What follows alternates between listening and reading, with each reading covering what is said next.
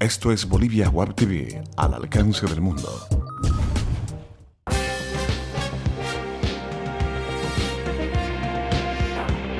Bolivia Web TV presenta El Analista.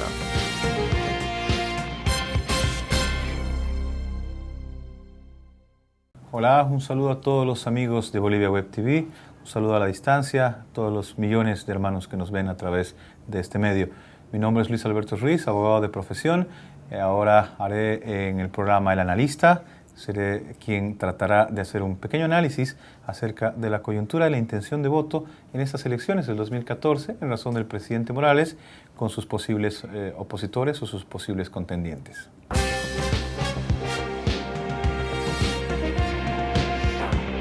Bolivia Web TV presenta El Analista.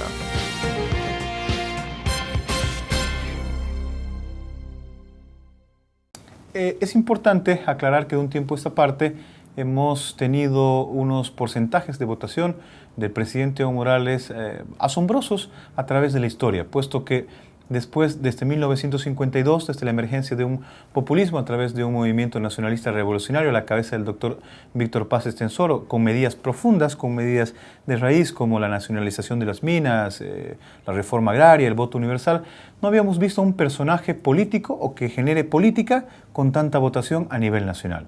Después de los 40%, 47% de las épocas del doctor Paz, nos sorprendimos en el 2005 y en adelante con un dirigente campesino, emergente de un liderazgo sindical, que nos sorprende a Bolivia con un 64%, en una elección primaria, digámoslo así, en Bolivia, llegando a Palacio de Gobierno sin necesidad de un acuerdo electoral, llegando a gobierno sin necesidad alguna de una democracia pactada, como existía anteriormente en los anteriores gobiernos, llegando con un poder totalmente absoluto, podríamos decirlo, controlando tanto el Ejecutivo como el Legislativo, permitiéndole esto, por supuesto, ejercer mayores posibilidades de democracia interna dentro del mismo partido gobernante para poder ejecutar de esa manera un proyecto de gobierno. Vimos que en el transcurso de este tiempo el presidente Morales tuvo aciertos y desaciertos. Aciertos, por ejemplo, como las políticas sociales. Aciertos también en la parte política, aciertos de show, digámoslo así, como el Dakar. Tuvimos aciertos tecnológicos en Bolivia, como por ejemplo el Tupac Katari. Pero también tuvimos desaciertos que bajaron la intención de voto del presidente Morales, como aquel mal pretendido gasolinazo, que de un 67% del presidente Morales en la intención de voto lo llegó a bajar a su máxima expresión en la historia del presidente Morales en esta época, a un 35%. Hace pocos días tuvimos acá en Bolivia nosotros el placer de poder conocer algunas encuestas a través de medios como El Deber, como una revista muy conocida, Poder y Placer, donde ponen al presidente Evo Morales con un 19% sobre su segundo opositor o su seguidor inmediato dentro de unas elecciones, que sería don Samuel Doria Medina. A lo que cabe, es importante marcar que ese 19% se debe quizás a un aislamiento de la clase política opositora en el país, a una falta de concentración y una falta de coordinación política en el país de la clase opositora o una exagerada buena gestión del presidente Morales.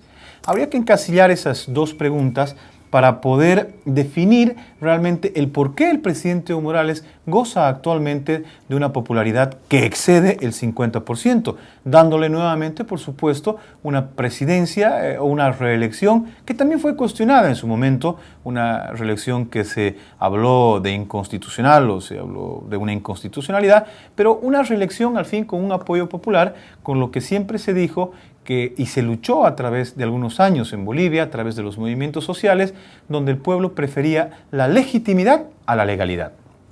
En este caso, tendríamos que decir que la legitimidad del presidente Morales supera el 51%.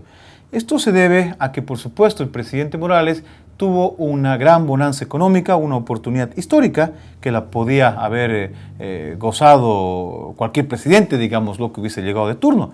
Pero si analizamos el trasfondo de la bonanza económica y la coyuntura histórica del presidente Morales, se suman diferentes factores, como por ejemplo una emergencia del sindicalismo y el indigenismo y el campesinismo en el poder.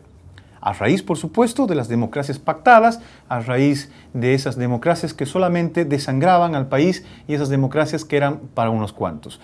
También es importante y cabe recalcar que el presidente Morales incluye dentro del gabinete de ministros, incluye también dentro del Congreso Nacional, sustituye en algunos casos el terno, la corbata, el Armani, el frac por la pollera, por el poncho, dándonos como un punto de vista, un punto de parámetro para poder hacer un análisis correcto de una inclusión social. Esa inclusión social que ya fue pactada, ya fue presentada como proyecto político por varios instrumentos políticos, como el MNR, el MIR, a través de las alianzas de clases, el Movimiento Izquierda Revolucionaria, ADN, con su pacto social en su momento, pacto de clases, pero que no dio el resultado. Quizás porque las personas o aquellos presidentes o aquellos líderes de los partidos políticos no tenían esa legitimidad del pueblo para poder ejercer aquellos mandatos. Tenemos hoy en día, diríamos, una muy mala oposición, o no existe oposición, quizás por todo lo que también el presidente Morales ha venido haciéndolo muy bien, porque en política, como dice el príncipe Maquiavelo, tienes que tener no solamente la oportunidad de hacer política, sino que tienes que tener suerte para hacer política, tienes que ser afortunado, lo dice. Esa es la palabra que utiliza Maquiavelo para desvestir aquella hermosa novela del príncipe. Entonces, afortunado en el sentido de tener fortuna, no dinero, sino tener fortuna, tener suerte, tener la capacidad de que los momentos históricos coincidan en favor a ti. Considero que después de la toma de las instituciones, algo muy similar que lo que está ocurriendo en este momento en Venezuela, que ocurrió en el 2008 en el país, en Bolivia, influyó mucho a que la oposición actualmente en el país no exista o deje de tener una posición crítica. La oposición, por supuesto, lo que tiene que hacer primero, creo y considero, es ser una oposición digna, una oposición que no esté en alianzas falsas, porque jamás podríamos entender, por ejemplo, una alianza de un Samuel Doria Medina con un Rafael Quispe en La Paz, o con la señora Loyola Guzmán, gente que profesó el socialismo durante mucho tiempo, y ahora vemos al lado de las filas de un hombre eminentemente empresario, que además es un excelente empresario, un excelente conductor, digámoslo así, de la capacidad privada, pero vemos algunas ideologías contrapuestas. En un momento donde las ideologías en el país se están volviendo a reposicionar después de una revolución de hace más de 50 años atrás.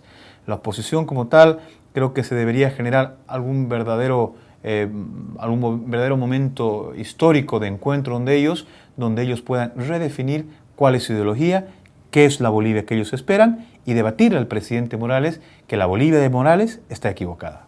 Bueno, un saludo a todos los bolivianos en todo el mundo que nos ven a través de Bolivia Web TV. Mi nombre es Luis Alberto Ruiz, abogado de profesión.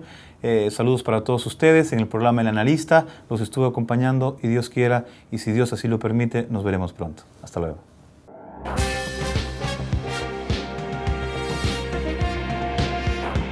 Bolivia Web TV presentó El Analista.